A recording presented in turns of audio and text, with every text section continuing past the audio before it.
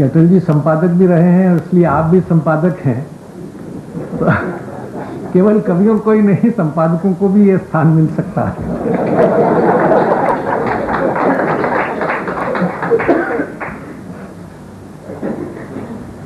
मैं आज के इस समारोह में बहुत ही आनंद और उल्लास के साथ उपस्थित हूं। मनीषा के 2 उज्जवल नक्षत्रों का स्मरण किया जा रहा है और उनकी स्मृति में डाक टिकट प्रसारित किए जा रहे हैं। और यह भी स्वाभाविक ही था कि इस अवसर पर भारत के माननीय प्रधानमंत्री जी स्वयं उपस्थित होकर इस डाक टिकटों का और पुस्तकों का, स्मारिकाओं का अपना स्थान रखें और साहित्यकारों का सम्मान उनके द्वारा किया जाना ये नितांत समीचीन, सार्थक और प्रेरणादायी है। उन्होंने स्वयं इस परंपरा का सदा निर्वाह किया है और साहित्य समागम जब भी कभी किसी भी रूप में करने का अवसर मिला है तो मैंने देखा है कि वाजपेयी जी अनेक व्यस्तताओं में से भी समय निकालकर इन कार्यक्रमों में शोभा बढ़ाते हैं।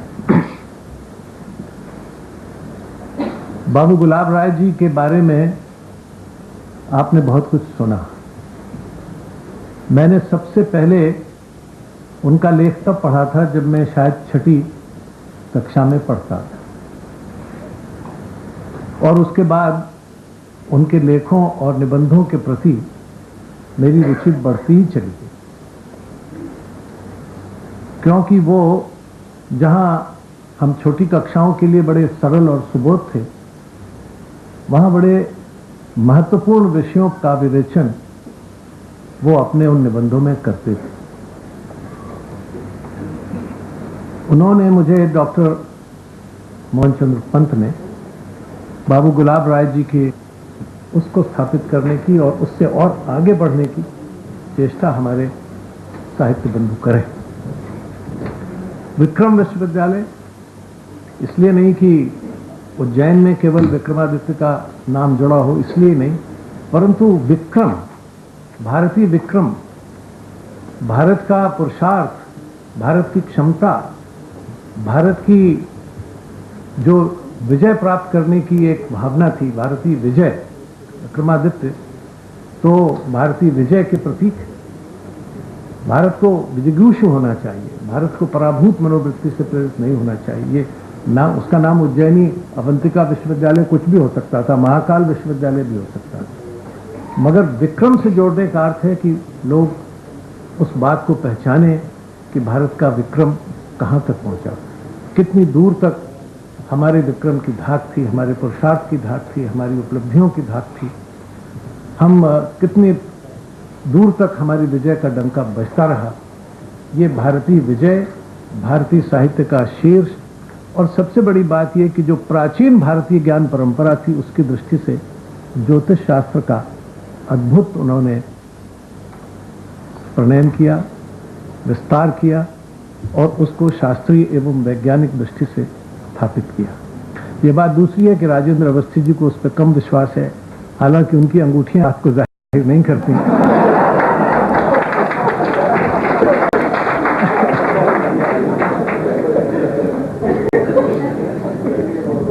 लेकिन उन्होंने जिस रूप में बहुत से सड़क छाप ज्योतिषियों का उल्लेख किया उससे सभी सहमत हैं, उसमें तो कोई असहमति की बात नहीं है। लेकिन मैं ये बहुत विनम्रता से कहना चाहता हूं कि पंडित सूर्य नारायण व्यास जी ने ज्योतिष शास्त्र की को प्रतिष्ठा दी। एक समय जिस समय कि लोग केवल उसको अंधविश्वास या एक लोगों के की जेब काटने का रास्ता समझते रहे होंगे, लेकिन उन्होंने ये बताया कि ज्योतिष का महत्व क्या है और ज्योतिष क्या कह सकता है, क्या कर सकता है।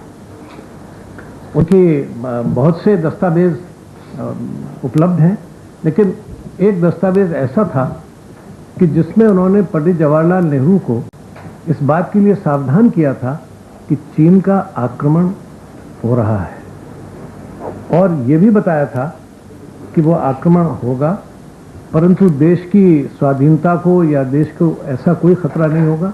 और ये भी बताया था कि किस तारीख को चीन की सेनाएं वापस चली जाए। आपने देखा। और पंडित जी को कैसा आघात लगेगा, पंडित जी के स्वास्थ्य पर उसका क्या प्रभाव पड़ेगा, ये उन्होंने सावधान कर दिया।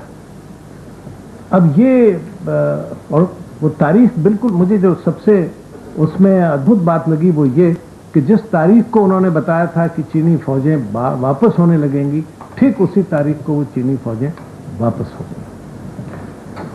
उनकी अनेक भविष्यवाणियां हैं, मैं उस पर चर्चा नहीं करना चाहता, सभी उनके भविष्यवाणियों से परिचित हैं, लेकिन ज्योतिष को उन्होंने एक विज्ञान के रूप में स्थापित किया। और आज जो ये एक बहस चलाई जा रही है कि ज्योतिष तो अंधविश्वास है, ज्योतिष विज्ञान नहीं है, मैं आज उस बहस में जाना नहीं चाहता, लेकिन फिर राजनीति विज्ञान क्या विज्ञान है?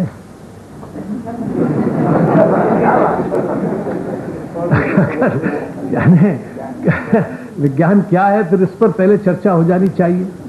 फिर क्या इकोनोमेट्रिक्स अर्थशास्त्र एक विज्ञान है?